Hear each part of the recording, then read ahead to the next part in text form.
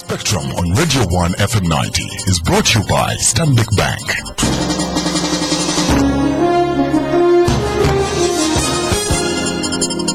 Spectrum wants to hear your views. You can SMS at any time during the show. Type Spectrum, leave a space, type in your contribution and name, then send it to 7197. Your views, our interviews on Spectrum, Radio 1 FM 90. A very warm welcome. This is Spectrum on Radio 1. I'm your host, Edmond Kizito. On Spectrum tonight, what are the key governance issues in Uganda today? Looking at a new survey and a campaign launched by civil society organizations recently. Today, findings of a survey on several governance issues conducted by the Afro-Barometer and its partners in Uganda was published, gauging the perception of many Ugandans about how the country has fared 1 year after an election and those major governance issues that they think need to be addressed. Many events have taken place since the general elections won by the NRM last year. This has included economic hardships and the ensuing protests by the A4C or activists for change that are still continuing. Alongside the publication of this survey findings, civil society has launched a new campaign dubbed Citizens Action for the Restoration of Presidential Term Limits. These two organizations believe that as the country prepares to mark 50 years of independence, there is a need to revisit what they call grave mistakes, categorizing the lifting of the presidential term limits as one of such mistakes. It is evident that both the Afro-Barometer survey findings and the campaign by the civil society touch on key governance issues.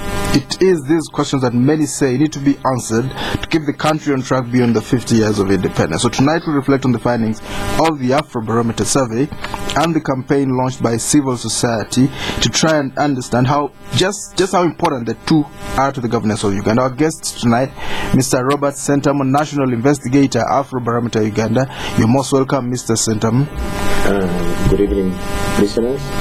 We're also joined by Mr. Leonard Okello, from the Citizens Action for the Restoration of Presidential Term Limits. You're most welcome, Mr. Okello. Good evening, listeners. Thank you. We expect to be joined by Mr. Honorable Asupasa Isiko, Member of Parliament for Busiki County, member of the 6th Parliament that lifted term. He was a member of the 6th Parliament that lifted term limits. Now, Mr. Sentamu, can you tell us about what this survey was all about? First of all, I'm going to take the assumption that, some of you, if not most of you, have heard about the Afrobarometer, which is basically a network of research institutions and researchers across Africa that do regular public opinion surveys to gauge the attitudes of national citizens of countries towards democracy, markets, civil society, and quality of life. If you remember, the Afrobarometer it's the Afrobarometer that conducted the pre-election polls. That was done in January and December of 2010 and 2011. So the Afrobarometer does regular rounds of surveys, and in Uganda we have conducted about 5 rounds of surveys plus those 2 extra surveys, and this time we've just completed what we call the round 5 Afrobarometer survey in Uganda. The results that we launched today are part of a series of 4 results release we are going to give, and our general theme of results this time is centered around the question: is the country going in the right direction or going in the wrong direction? The key findings to this round Afrobarometer is that 74% of Ugandans say that the country is actually going in the wrong direction. And this is a complete reversal of what people were saying in January 2011, where 64% thought that the country was going in the right direction.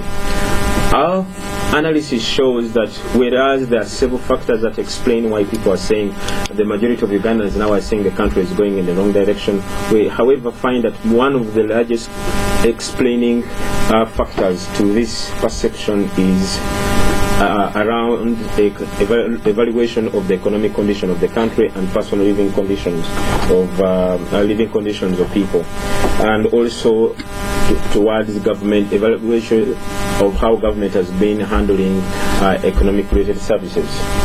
A significant number of Ugandans have, and the other major finding is that Unlike all previous Afrobarometer surveys, a significant number of Ugandans have lost optimism for the future. Now we have a majority of Ugandans thinking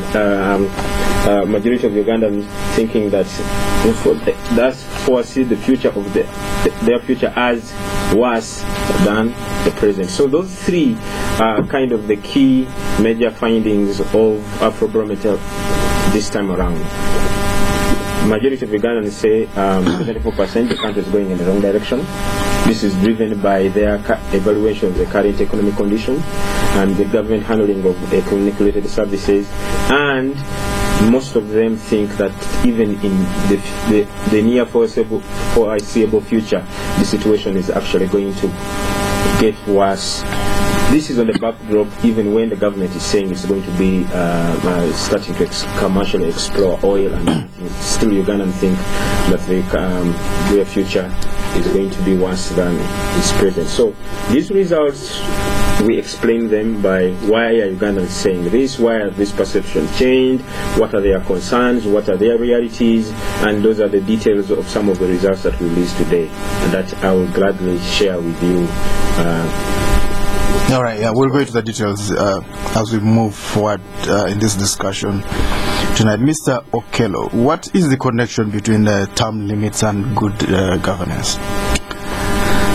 You see, there is one thing I like from what my colleague just said here. My friend is just said that in the Afro-Barometer survey, a lot of Ugandans lost hope about the future. Now that is very serious. And really, what we are trying to do over the last 1 year or so since the election took place, many of us in civil society kept meeting, discussing, wondering what's going wrong. Because you see, you talk to people both in your office, your own staff, your colleagues, your friends, where you go for leisure, you find that growing lack of interest, growing despondency, that's growing, saying things are getting worse, things are getting very bad.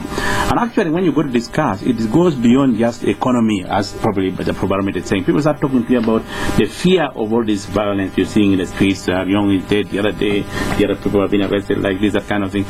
That, and the next question we've been asking a lot has been, where did this come from? And we've tended to find that most of the people we talked to tended to say things turned, actually on hindsight, when Parliament lifted the presidential term limits.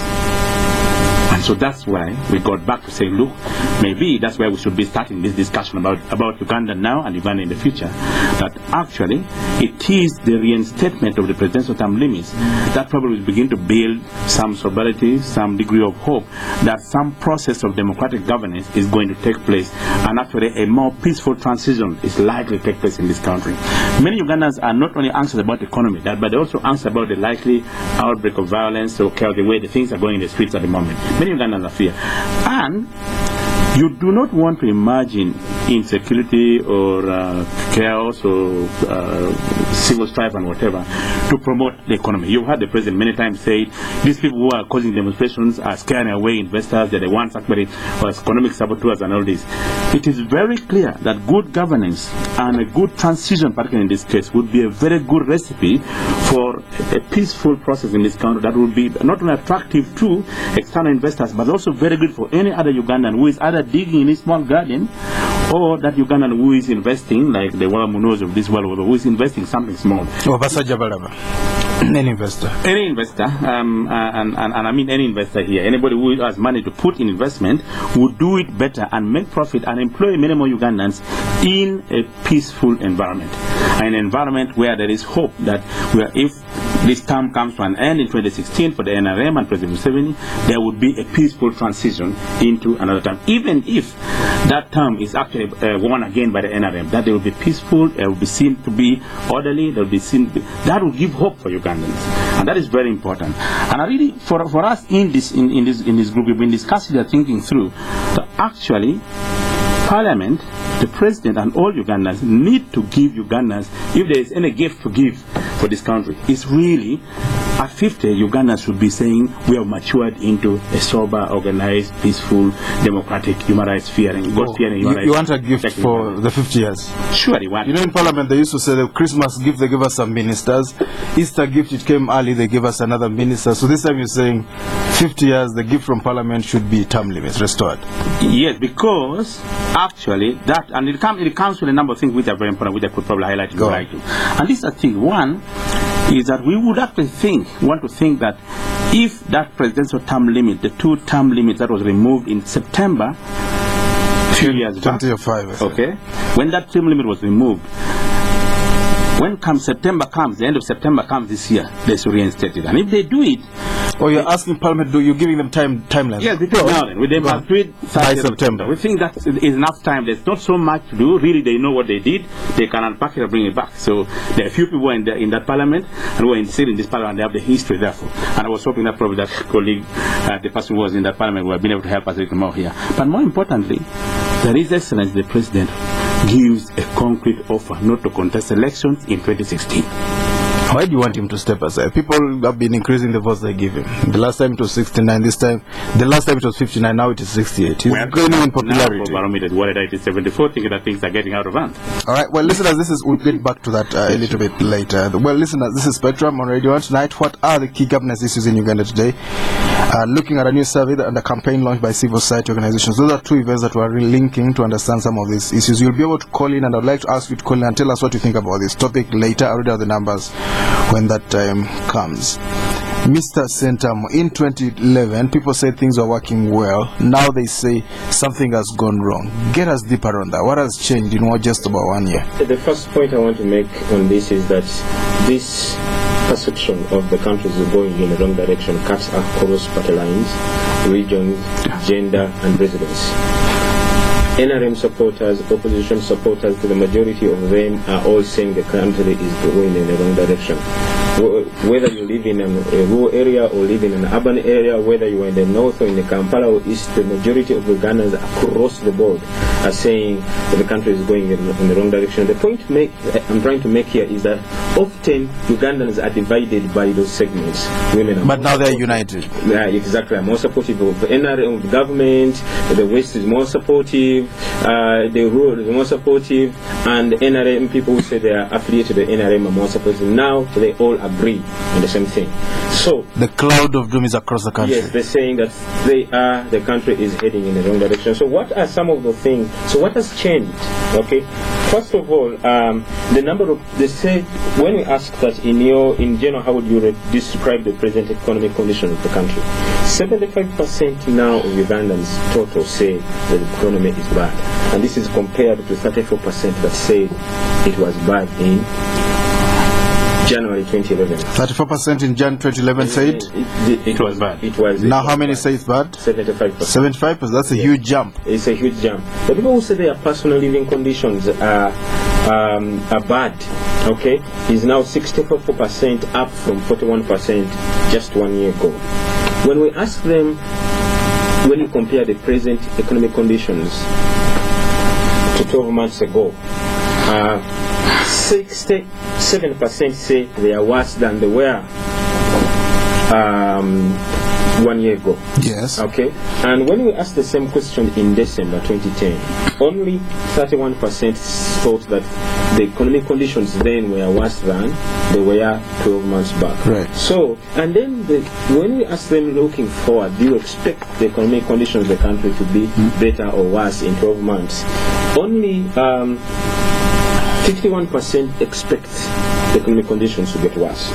Okay, so now there's a general trend here. When you look at these things here, the economic conditions, actually the ratings of economic conditions and personal living conditions have been going down from over 4 rounds of surveys. For example, in 2008, the people saying that the economic condition of the country were bad were saying were 52% in 2008.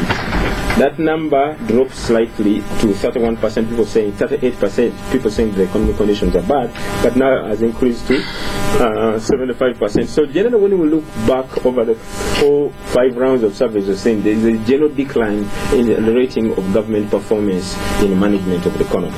So we looked at some of the realities to understand what are some of these things that are causing people to say that. We asked them how often in the past year have you gone without a kilo of meat? Exactly, without food. Have you gone without medicine, without water? And we can say, for example, that between 1 year after elections, 34% now say they have gone without food several times over the past year. Compared to 25% that said the same a year ago. So there is 9 percentage point increase. The 9 percentage point increase onto that.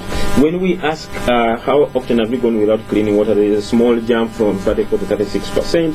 And then we look at going without a cash income, there is a jump from 68 to 74%. So the experiences of lived poverty are there are many more people experiencing poverty than they were a year ago. So we also ask them, what are your most important problems facing this country that you think government should increase? Yes. We see an increasing focus on economic related problems. For example, the importance of managing the economy, the people saying managing the economy is the most important problem has risen from 12% to 23%. Okay, the people saying managing taxes has moved from 4% to 30%. Okay, the people saying that employment is an important problem has risen from 18% to 22%. And people saying poverty is an issue has risen from 23% to 27%. Contrast that to normal social related problems that people have been consistently rating as normal, as the most important problems that government should address. And this we see a decreasing focus on this. For example, whereas a year ago 50% said health is the most important problem to be addressed, now that has dropped to 30%. Whereas a year ago, infrastructure and roads, people 38% said infrastructure and roads are the most important problems. Okay? Now that has dropped to 28%. And those saying education is the most important problem to address has dropped from 32 to 20%. So we see shifting priorities to more economic related things, which means that there is a budget.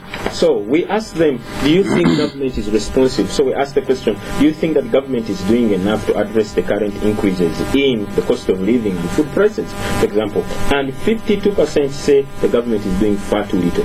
Okay. And 32% say the government is doing somewhat too little, which means 84% of Ugandans are saying the government is not doing enough to address these concerns. We'd like to look at more of those figures because they give us a picture of what is exactly happening. But I would also like later on for you to give us the perspective of it, because some of the things that have affected us here have affected other countries as well. In Kenya has just discovered oil, but before they had Tanzania, Rwanda, Burundi. Some of those issues are regional and global in nature. We'll talk about that and that context later. Actually, we asked that particular question because there are several reasons that have been advanced to explain the rising cost. We'll talk about that in detail. We'll get the context later. Mr. Okello, they've not said anything about term limits. Where do you get this from now? Before he goes, let me contribute to his. I've been asking this question in the Afrobarometer over all 5 rounds, and the question we normally say is this: which of these two statements is closest to your opinion? Statement 1: the Constitution should limit the President to serving a maximum of 2 terms in office. Statement 2: there should be no constitutional limits on how long the President can serve. First of all, apart from 2005, when the term limits were overturned, the majority of Ugandans have been saying that, choosing the statement that the Constitution should limit the President to serving a maximum of 2 term limits. Yes. Since the overturning of the term limits, we have seen a majority of Ugandans saying that for this round, 85% of Ugandans say choose this statement. They want the term limits. That the Constitution should limit the President to serving a maximum of 2 terms in office. Mr. Okello, explain that to us. Why do they want it? In Britain, they don't have term limits and things go well. Japan, I think, I've not checked but I think Japan, they also don't have them and things work swimmingly. Well, we're one of the biggest economies and the most powerful nations of term limit. They call the United States of America. They're doing very well. We get donor money from them every time. In fact, the health sector that doesn't seem to be mentioned a lot is about 90% funded by Americans in this country. If they just moved out tomorrow, Health food prepare, supply, people will die in large numbers. 300 million they gave us for. Anyway, the second thing to say about that is, the reality of economic development lays a lot in the politics and the governance of the nation. If there is tension in the governance of the nation, the most likely impact of it will be seen in the crisis of the economy. So I think what is happening in this country, we need to recognize, and this is not just my opinion. I have talked to a number of people. In this discussion, we have gone around the country, we've talked to a number of people, and you find people even now beginning to, even in places where you least expect people to talk about it, having to say, look, you know what, we think that there was an error in this term limit, we need to bring back. But we have put on the table to look, if you rush to do term limit just for the sake of term limits, what is going to be the answer? What about those who are worried that if the term limits were removed and Museveni is no longer in office, maybe they feel insecure and they feel very anxious? And people have made certain offers, which I would like to put here, which I think may be helpful for us to take the debate forward. One thing is that if he retires and accepts to retire in 2016, and therefore not contest, retire in May 2016, hands over to a new government, many Ugandans have proposed that you propose on the table a debate to start now about the need for a golden parachute for President Museveni and his entourage. Let's talk about that golden parachute. What's in it? The proposal for the golden parachute is that if there is any crimes or anything that could have been committed during the times Museveni is in office, quite a number of Ugandans have talked and said we should offer immunity and an amnesty for forgiveness. And that's a very serious matter. When Ugandans reach the point of starting to think that, it means they're taking things very seriously. Secondly, they have also said that for us to do that amnesty very well, in many places they've said, look, we need also to give a honorable package to President Museveni and any other leader that comes tomorrow. Now, there's been a lot of... We'll talk about the packet, but before we leave that, let's talk about the first installment of the golden parachute. They give immunity, is it to him alone or to a list of people, a list of maybe 20 men and women? Well, the discussion about whether 20 or 100 or 1 is that at least it's about 7 and his government. Then there must be some form of immunity for those who may have. But they have also said, and just last week I was in Lira talking to a few people, and they said, look, in northern Uganda, they said, look, for that to work well, they would like to propose that there should be a truth-telling and reconciliation process, which is also a healing process for the nation, so that you do not just forgive an imaginary disagreement. You need to forgive what is clear. That look, we are forgiving this and we are forgiving for a good reason, for the good of the nation and for the good of national reconciliation. And that this truth-telling should be about national reconciliation, not about finding crimes and saying so the worst sinner on earth. All right, this is Spectrum listeners on Radio 1. Tonight, what are the key governance issues in Uganda today? Looking at a new survey and a campaign by CSLs. We'll be back after this break. Do stay with us. John, Mike and I, we go back a bit. We knew John at the beginning, working for someone else. But he was different. He had vision, saw opportunities. He started working towards his goal, opened his own garage, and worked, learning the hard way. His reputation spread. Trust, consistency, quality. Soon people were coming to him from all parts. He made himself and his whole street prosper, and also helped friends, seeing potential in people and helping them on. But John never shouts about all his success. He's just who he is. Special. So here's to men like John, who make a difference, who enjoy Nile Special, the rich, satisfying taste from the source. Nile Special. You've earned it. Not for sale to persons under 18. Promotion kutoka MTN. Win 10 million shillings every day for 90 days. SMS win to 175. Win, everybody. It is time to win lots of money. And all you have to do is Sukun SMS. Big up MTN for this promotion.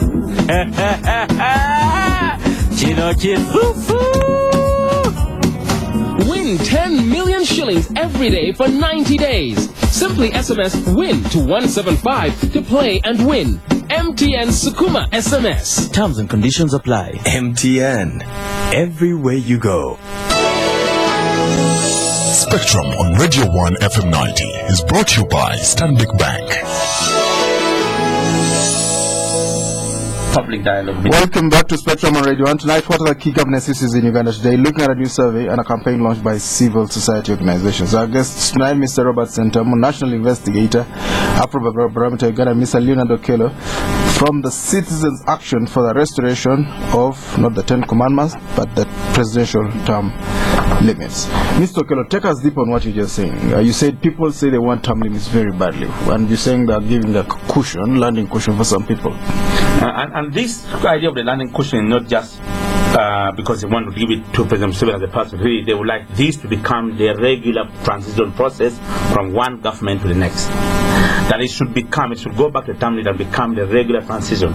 But in this particular case, the anxiety about what is going on, all this chaos going to see around the streets of Kampala, there's a lot of anxiety in the countryside about this, about what you see every day on TV or here on news.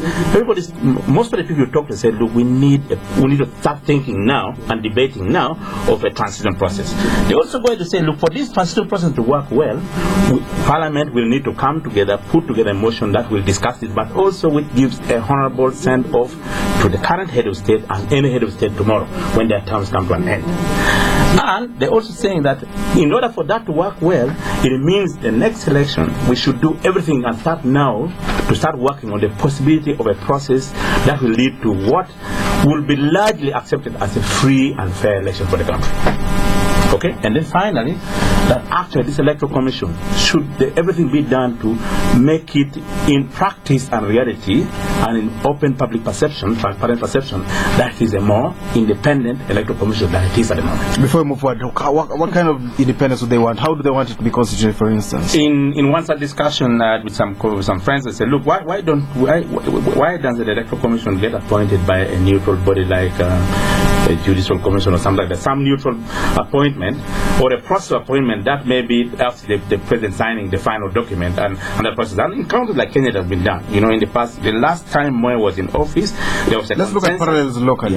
What kind of process would the last time Moi was in office, there was a consensus between civil society, different political parties came together and agreed on how to negotiated how to constitute an electoral commission, which final names were submitted, selected by different parties, and it was agreed the process, the names were then submitted, and Moi signed the final document, which the process with the passed in Parliament. But Moi then signed the new electoral commission, which then conducted an election that saw his term of office coming to an end and a peaceful transition coming in.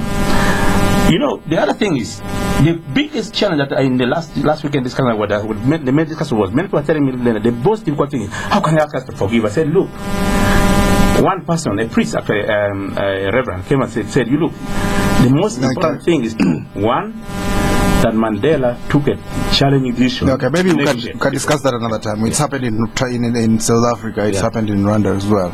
Mr. Sentamu, some of the issues that you raise basically are mirrored against the economic hardships we've had that triggered the walk to a protest, but some of these were global in nature: regional inflation, imported inflation, droughts, the Middle East crisis, the weak euro, and so on. Yes, we asked the question that there are several reasons. A weak dollar, there are several reasons that have been advanced to explain the rising cost of living and food prices. And we asked which of the following factors do you think is most to blame for the worsening or the current economic situation? So 8% thought that the global economic situation was most to blame. However, 80% say the global economic 8% say the global economic situation was to blame, most to blame. However, 26% thought that poor management of the economy by government was most to blame.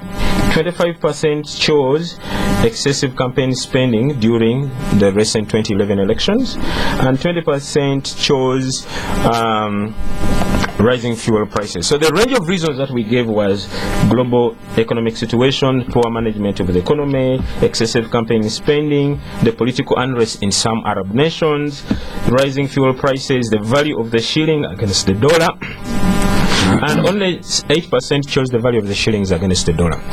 So clearly, most people are saying government is to blame for the current economy. That's the 26% that say it is government poor management, and the 25% that say it is excessive campaign spending. So a majority of Ugandans think that the government is most to blame for the current economic situation, and not the global situation has been highly advanced.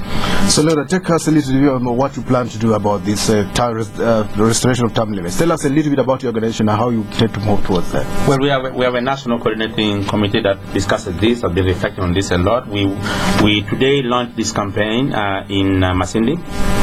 I'm just a voice of the many who are in Masindi launching this, and we are both NGO staff, and citizens like me, those who are just invested in the issues of governance in this country are involved.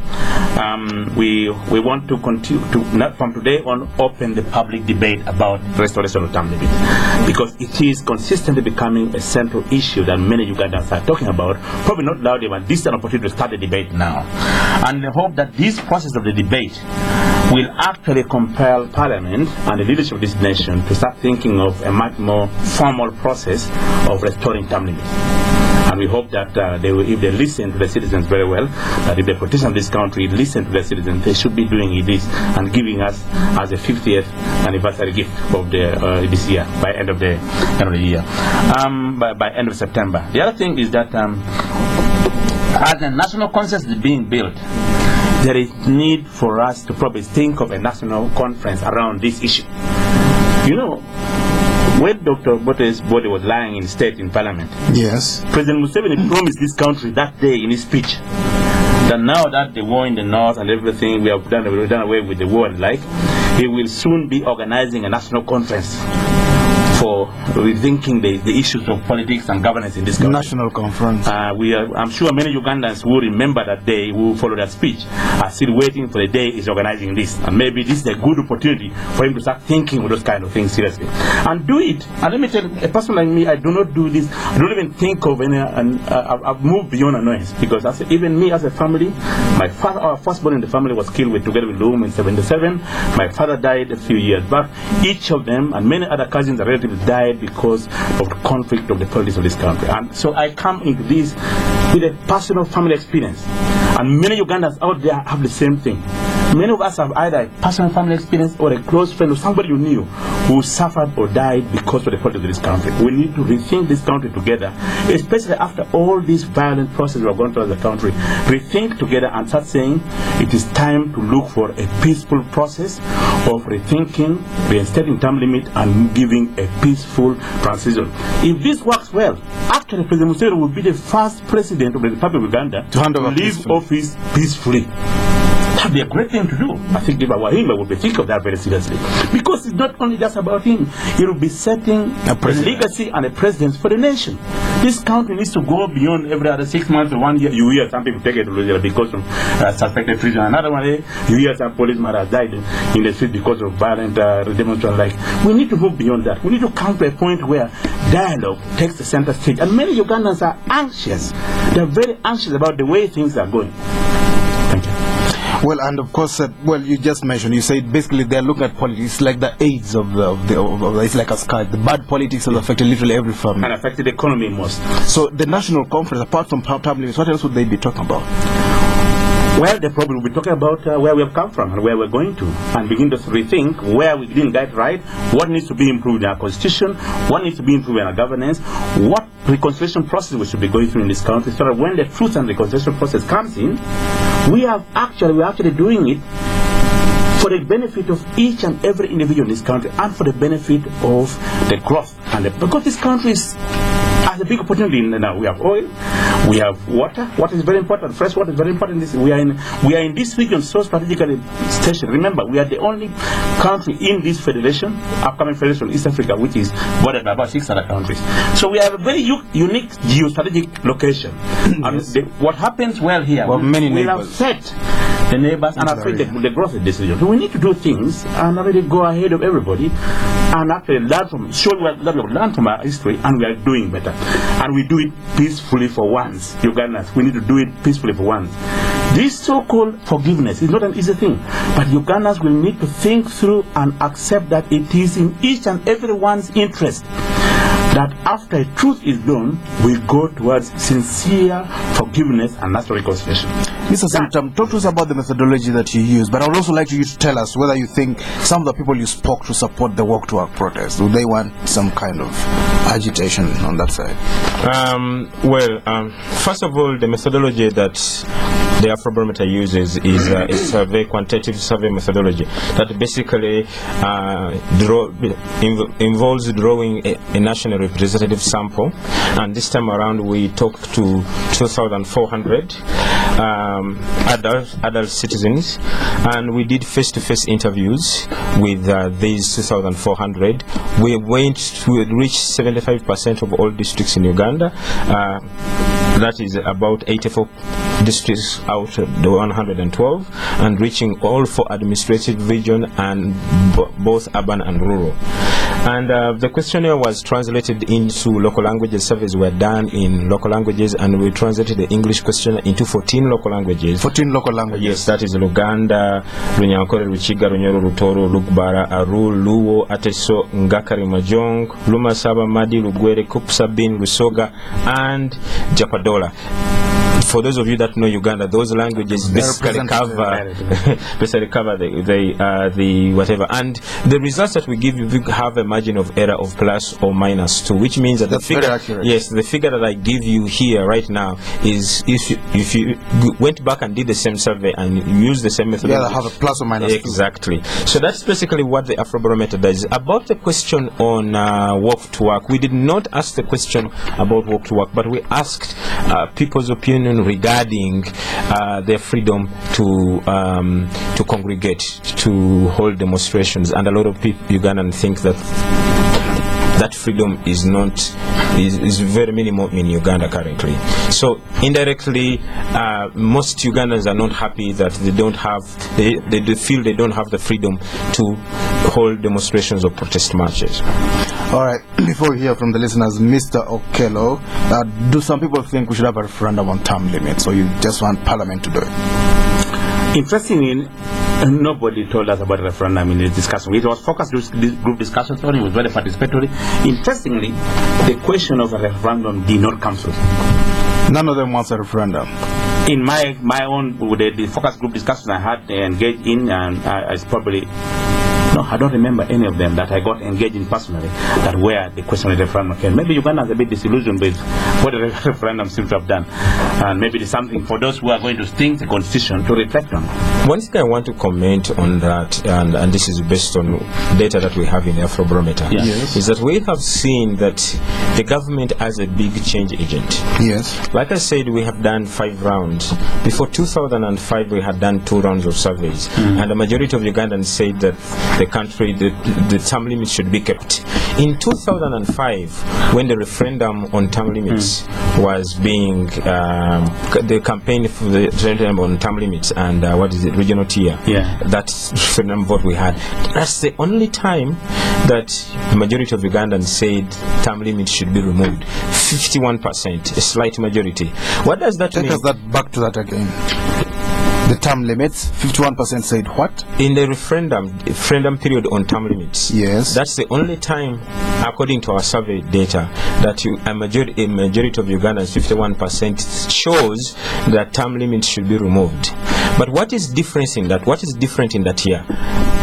That's the time when the government was actively campaigning for term limits to be removed. So if it tells me that people don't mention the referendum, one thing I know is that when government focuses on getting things changed, the lifting of multi-parties, remember in our surveys when we ask attitudes about whether we should have several parties in Uganda, before the NRM decided that those parties should be moved, a majority of Ugandans were for parties. So the point I'm making here is that what he's saying is that the only people that can actually get these sort of things changed is if the people, the governments themselves, the ruling party actually decides in their good heart and willingness to love Uganda that this is something that they have to go. The NRM caucus, not the people. They might not be able to choose the good thing for themselves. Well, people are swayed. I mean, there's so many things that are done during voting and elections that sway people's opinion at the time. They only sober up later. Let's hear from the listeners. This is Spectrum on Radio 1. You can call in now. Our number is 0414-348-111, 0312-260-390, 0312-261-390. When you call in, please tell us your name and where you are calling from. Spectrum, hello? Hello? Can you Peter, I'm calling from Nigeria. Peter, could you switch off? I wish to side with that gentleman, Mr. Okello. What I'm saying is, we should restore parliament back to one term, simply because in Uganda the presidency is a very powerful institution. It's more powerful than the sum of all other institutions put together. Then secondly, after we've restored that presidency to one term, every new president should present his manifesto during the campaign, and then the moment they are sworn into government, they should be given full support, for which they should be held accountable at the end of their term. That's what I want to say, Peter. Spectrum, hello? Hello. Hello. Good evening. Good evening, your name? My name is Paul Mugambe. Yes, Paul. Calling from Muzira. Mr. Edmond, I would like to agree with the survey. Volume on your radio. Your radio is giving. I agree with the results of the survey. When Honorable Mbide was there, when we were talking about the late John Bosco Ariang, I called in and I mentioned that there is a problem in the country. Anyone who has eyes can see that this is not the Uganda we used to have. People are very annoyed, people are very hungry, people are desperate. So I think at this point in time, if we want to avoid an escalation, a very serious catastrophe for this country, we need to sit down and first of all agree there is a problem, then we ask ourselves what is the problem, and then we get the solution to the problem. One of the problems is that the country, since the government has a failed government. Now, when they see that it is failed, the other thing is that they don't have even hope for the government being changed, because the elections are procured using money, the electoral commission is not independent, and issues like corruption and so on and so forth. So the stories we are seeing on the street, the death of Ariang and others that are yet to come. You remember during the Uganda riot, there was also a policeman who was killed by someone who picked a gun from a guard. So the worst is yet to come. We need to sit down and prevent a catastrophe. Spectrum, hello? Hello? Yes, sir, your name? Good evening to you all. Good evening, your name? My name is Makoro Kavu. Yes, Mr. Kavuma. First of all, I would like to thank Mr. Edmond, and I recognize the report that it's true. But Mr. Edmond, don't you think that the problem is government has started not respecting people whom they are leading?